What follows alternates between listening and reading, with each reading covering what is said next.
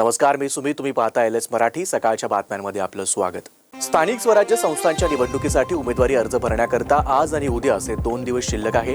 या 2 दिवसात मोठ्या प्रमाणावर अर्ज दाखल होण्याची शक्यता आहे. तसंच मोठमोठ्या राजकीय पक्षांचे अधिकृत उमेदवार, बंडखोर उमेदवार, अपक्ष उमेदवार हे येत्या 2 दिवसात अर्ज भरणार आहेत. मुंबई महापालिकेचे सर्वाधिक 227 प्रभाग असून या 2 दिवसात मुंबई महापालिकेच्या यंत्रणेची कसोटी लागणार आहे. नागपूरच्या उमरेडमध्ये दुहेरी हत्याकांडानं संपूर्ण परिसर हादरून गेला. गंगापूर कालवा परिसरातील झोपडपट्टीत दारूच्या नशेत असलेल्या शेजाऱ्यानं किरकोळ वादातून मायलेकींच्या डोक्यावर लाकडी दांड्यानं जोरदार वार करून निर्घृण हत्या केली. या प्रकरणातील आरोपी नितेश किसन ठाकरे याला पोलिसांनी तात्काळ अटक केली आहे. बांगलादेशात हिंदूंवर होत असलेल्या अत्याचारांच्या निषेधार्थ वाशिम शहरात विश्व हिंदू परिषद आणि बजरंग दल यांच्या वतीनं छत्रपती शिवाजी महाराज चौकात निदर्शनं करण्यात आली. यावेळी कार्यकर्त्यांनी बांगलादेश सरकारविरोधात घोषणाबाजी करत संताप व्यक्त केला. बांगलादेशात हिंदू समाजाच्या सुरक्षेचा प्रश्न गंभीर बनला असल्याचा आरोप यावेळी करण्यात आला.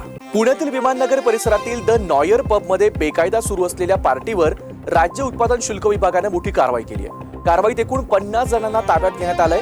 पब मालकासह 10 जणांविरुद्ध गुन्हा दाखल करण्यात आलाय. छाप्यात सुमारे 3,67,000 रुपयांचा मुद्देमाल देखील जप्त करण्यात आलाय. ग्रामीण भागात बिबट्याच्या वाढत्या वावरामुळे शेतकऱ्यांमध्ये दहशतीचं वातावरण आहे. मात्र सांगलीच्या वाळवा तालुक्यातील कुरळप येथील एका जिद्दी शेतकऱ्यानं या संकटावर मात करण्यासाठी अनोखी शक्कल लढवली आहे. शेतात बिबटे येऊ नये म्हणून त्यांनी चक्क रिकामा बाटल्या आणि नट बोल्टचा वापर करून एक ध्वनियंत्र तयार केलंय. त्याच्या या अनोख्या जुगाडाची सध्या संपूर्ण परिसरात जोरदार चर्चा आहे. हिंगोली जिल्ह्यात वन्य प्राण्यांनी शेतकऱ्यांच्या शेतात हैदोस घातलाय. हिंगोलीच्या पासंबा शिवारात तूर उत्पादक शेतकरी वन्य प्राण्यांमुळे संकटात सापडलेत. रजनीश ढाले या शेतकऱ्याची 2 एकर तुरीची शेती रानडुक्कर, नीलगाय आणि हरिण या वन्य प्राण्यांनी फस्त केली.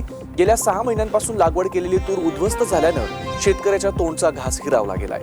हिंगोलीच्या वरुडमध्ये संत्रा आणि मोसंबी फळपिकावर लासा रोगाचा तीव्र प्रादुर्भाव वाढला असून मोठ्या प्रमाणात नुकसान झालंय. या रोगावर नियंत्रणासाठी शेतकऱ्यांनी महागडी औषधं आणि विविध फवारण्या केल्या, मात्र त्याचा अपेक्षित परिणाम झाला नाही. परिणामी उत्पादनात मोठी घट झाली असून शेतकरी आर्थिक संकटात सापडले आहेत. सांगली जिल्ह्यातील कवठे महाकाळ तालुक्यातील घाटनांद्रे गावाजवळ विजापूर ते गुहागर या राष्ट्रीय महामार्गावर कर्नाटकची बस ट्रकला धडक देऊन डाव्या बाजूला असलेल्या मोरी पुलावरून खाली कोसळली.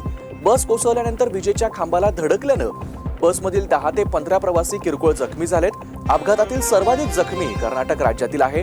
अपघातग्रस्तांना मदत करून उपचारासाठी रुग्णालयात पाठवण्यात आलंय. सांगलीत कडाक्याच्या थंडीतही मॅरेथॉनला चांगला प्रतिसाद मिळाला. राधेय सेवा फाउंडेशन कडून सलग 4थ्या वर्षी सांगली मॅरेथॉनचं आयोजन करण्यात आलं होतं. तब्बल 3000 धावपटूंनी मॅरेथॉनमध्ये सहभाग घेतला. गडचिरोलीत पोलीस दलाच्या वतीनं आयोजित गडचिरोली महोत्सवात आदिवासींच्या पारंपरिक रेला नृत्याची स्पर्धा घेण्यात आली. या जिल्हाभरातील अनेक नृत्य पथकांनी सादर केलेल्या आकर्षक सादरीकरणानं गडचिरोलीकर भारावून गेले. विशिष्ट पद्धतीचा पेहराव आणि गोंडी भाषेतील गीतांवर त्यांनी केलेल्या नृत्यांना प्रेक्षकांनी मोठी दाद दिली. या होत्या आताच्या महत्त्वाच्या बातम्या. बघत राहा LS मराठी.